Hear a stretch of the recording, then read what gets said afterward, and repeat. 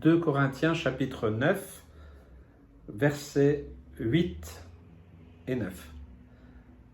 C'est encore la suite de la question de Paul avec l'église de Corinthiens, avec Tite, au sujet de la collecte pour Jérusalem. Je lis.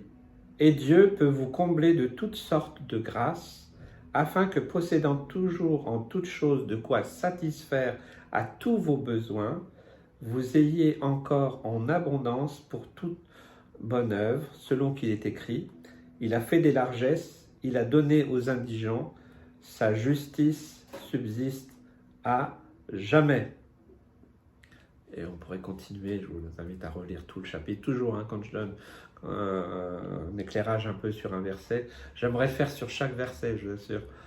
Je le ferai peut-être dans le futur si Dieu me prête vie.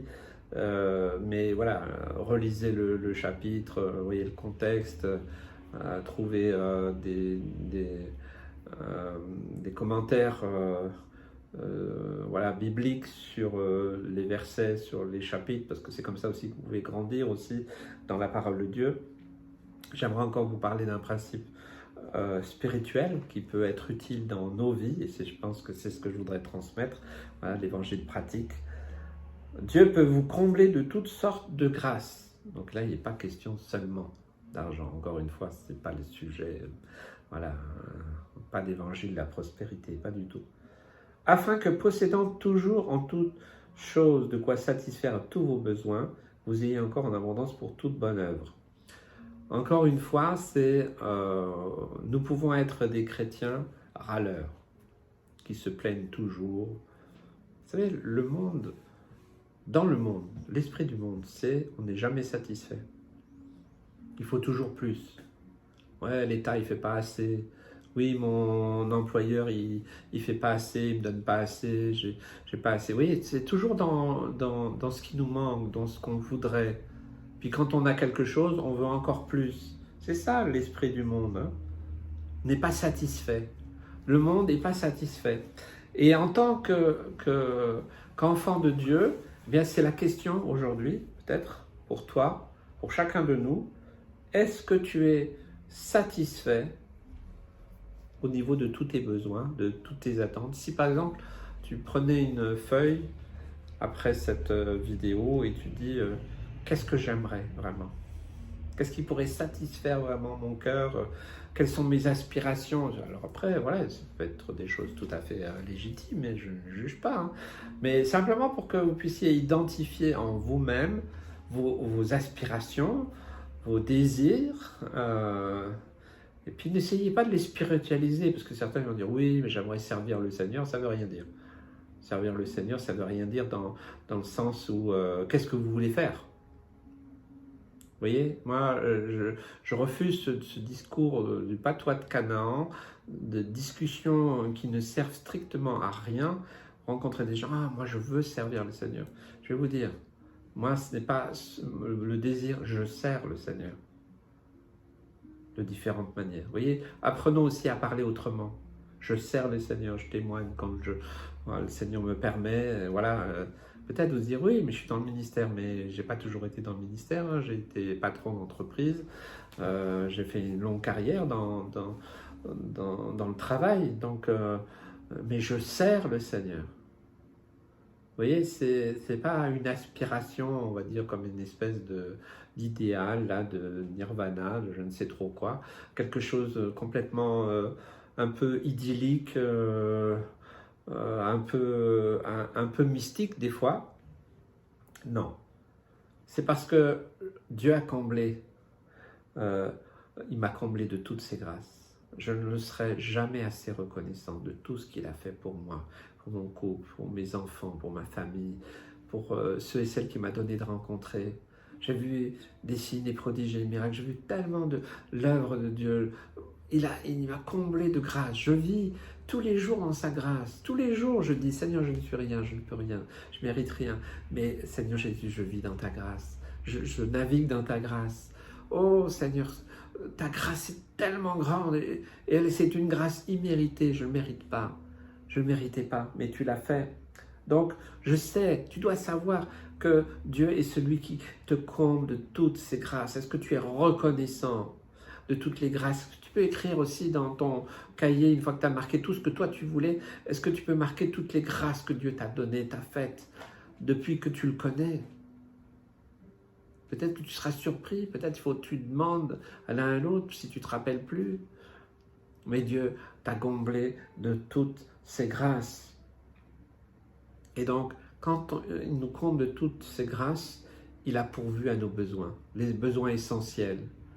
Oui, il n'a peut-être pas pourvu à toutes tes demandes superflues.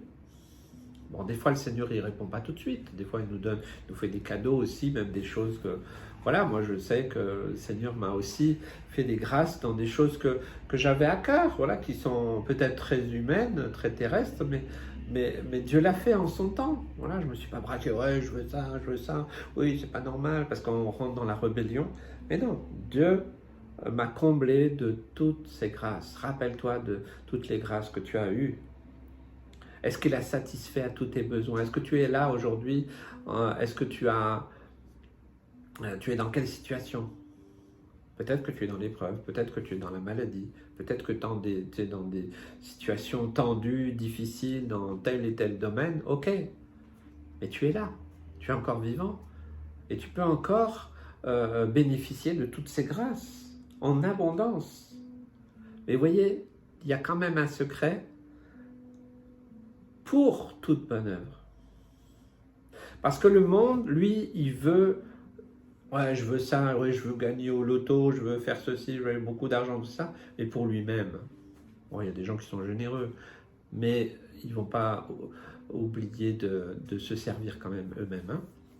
Et on voit beaucoup l'esprit humain, l'esprit du monde en tout cas, pas faire une généralité, encore une fois, je ne veux pas juger ni stigmatiser qui que ce soit, mais l'esprit du monde, c'est ça, c'est moi, donne-moi, donne-moi, donne-moi, donne-moi. C'est ça l'esprit du monde.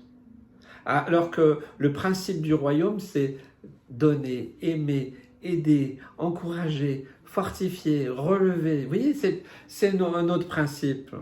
Et quand nous nous occupons de ses œuvres, lui, il s'occupe de nous. C'est le secret. Si vous ne l'avez pas compris, si vous êtes un chrétien aigri, fatigué, découragé, peut-être que vous êtes un chrétien introverti, c'est moi. Vous devez identifier le moi dans votre vie. Si c'est tout, si le monde tourne autour de vous, même si votre vie chrétienne tourne autour de vous, il y a quelque chose qui ne va pas. Si vous n'êtes pas capable d'identifier toutes les grâces que Dieu vous a faites, non seulement peut-être la plus grande des grâces, c'est pas la peut-être, mais c'est la plus grande grâce, c'est de t'avoir sorti du péché, de t'avoir pardonné, t'avoir purifié à la croix. Bien sûr, si tu es passé par la repentance. Pour ça, certains, je le dis, vous savez, ils ont fait une adhésion, mais ils ne se sont jamais repentis. Et ils pensent que, voilà, moi je prends tout ce qui vient. Hein. Allez, toutes les ondes positives. Vous savez, il y a certains qui parlent comme ça.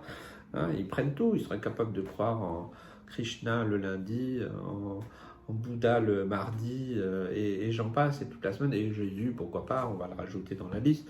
C'est pour moi, c'est pour mon bien-être à moi.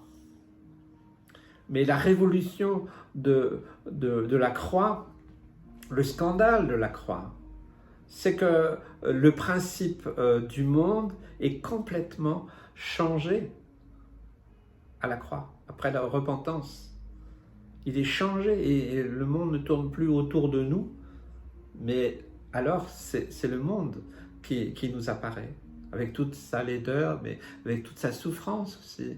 Il y a tellement, je suis sûr que dans votre famille, dans votre quartier, vos collègues, ou dans les associations, enfin, là où vous intervenez, il y a des dizaines, des centaines, des milliers. Moi, je vois ça, je dis, Seigneur, mais des fois, vous voyez, je fais une prière, peut-être qu'il vous dit, oh, mais c'est de la folie. Je dis, Seigneur, je prie pour chaque être humain sur cette dans chaque continent, dans chaque pays, dans chaque province, dans chaque ville, dans chaque village, dans chaque maison, dans chaque bâtiment, dans chaque hôpital, dans chaque hôtel, chaque endroit où vit un être humain. Seigneur, sauve-le. Il n'y a pas de limite. Dieu cherche des hommes et des femmes, des intercesseurs pour ce monde qui se perd. Donc voilà, toute bonne œuvre, est-ce que tu es satisfait? Parce que si tu n'es pas satisfait, si tu as encore une liste, si ta liste de besoins de ton moi est plus grande que la liste de toute la grâce que Dieu t'a faite, là il y a un déséquilibre. Et là il y a quelque chose qui ne va pas. Alors c'est important que tu mettes ça en ordre. Et que tu commences à te dire, là, il y a quelque chose qui ne va pas. Oui, j'ai accepté le sacrifice de Jésus, mais le monde tourne encore autour de moi. Je ne suis pas prêt, disposé à toute bonne œuvre. Je ne suis pas non plus conscient de toutes les grâces que Dieu m'a faites, qu'il a pourvu à mes besoins, que ce soit... Ouais, il y en a tellement, voilà, encore une fois, ce n'est pas seulement une question de finance, c'est un principe biblique que j'aimerais simplement ressortir aujourd'hui. Voilà. Donc, que le Seigneur vous bénisse, vous encourage, vous fortifie et comprenez ce principe et peut-être mettre ça en pratique. Je prie vraiment pour que l'Esprit de Dieu mette en vous cette conviction. Faites cette liste. Hein, la liste de vos besoins, moi, vous avez le droit, on a le droit d'exprimer aussi des choses qu'on désire, voilà, ouais. Il n'y a rien de mal à ça. Mais faites aussi la liste de toutes les grâces que Dieu vous a accordées. Puis après, vous verrez où ça penche. Et alors, vous pourrez dire, Seigneur, je te demande pardon, je me repens parce que c'est encore le moi qui dirige ma vie. Alors, je ne suis pas reconnaissant, alors je ne suis pas prêt à toute bonne œuvre, parce que je suis encore toujours dans la réclamation, dans j'ai besoin, je veux, voilà, vous savez, cette attitude. Que Dieu nous aide, que Dieu vous aide à comprendre ce principe biblique. Dieu vous bénisse.